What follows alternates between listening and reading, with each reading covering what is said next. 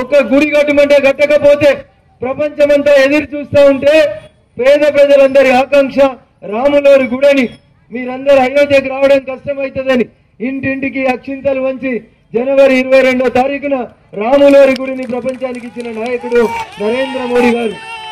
బాత్రూములు ఇచ్చినాం, ఇంటి ముంగట సీసీ రోడ్లు ఇచ్చినాం, ఎల్ఈడి బుగ్గలు ఇచ్చినాం, ఎండలు ఎక్కువ అవుతున్నాయని రోడ్ల పక్కన పెట్టే చెట్ల కాడికి వెళ్ళి ప్రతిదీ ఇచ్చినాం. ఆఖరికి కరోనా వచ్చి కష్టం వస్తే ఒక్కొక్కరికి 5 కిలోల బియ్యం ఇచ్చి మీ కడుపు సల్లంగా మా అవ్వలు బాగుండాలని ఆలోచించినటువంటి పార్టీ నరేంద్ర మోడీ గారి పార్టీ. కాంగ్రెస్ చూసిరు, కారును చూసిరు.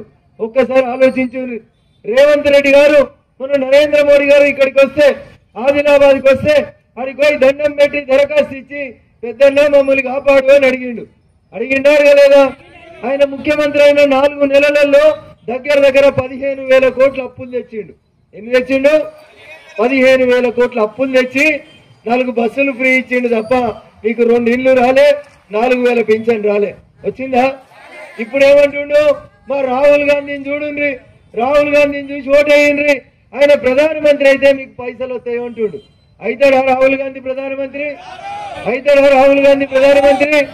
చెల్లి అవుతాడా? దేశంలోనే వాళ్ళకి మొత్తం 50 సీట్లు లేవు. పశ్చిమ బెంగాల్లో మమతా బెనర్జీ చెప్పింది 50 కాస్త 40 అవుతాయని చెప్పింది.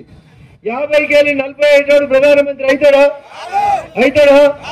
మోడీ గారు మొదటిసారి గెలిచినప్పుడు మనమందరం ఓట్లేసి 273 సీట్లు ఇచ్చినాం. చెప్పినాం మోడీ గారు బాగా పనిచేయండి అని చెప్తే ఆయన బాగా పనిచేసిండని 5 ఏళ్ల తర్వాత 303 సీట్లు ఇచ్చినాం. ఎన్ని ఇచ్చినాం?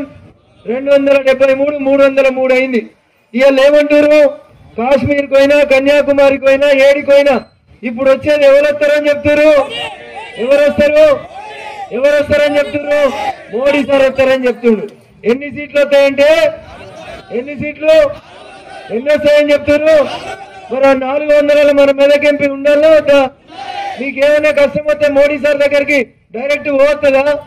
పోరాదు. మరి మీరు ఓట్లేసి గెలిపిస్తే మీ బిడ్డగా మెదక్ నుంచి డైరెక్ట్ గా పోయి ఇక మా రామాయంపేటలకి కష్టం ఉంది సారు, ఈ కష్టం తీరు మరి అడగాలంటే మీ బిడ్డగా మీరు రఘునందన్ కోటేయాలి, పువ్వు గుర్తు కోటేసి పంపించాలి.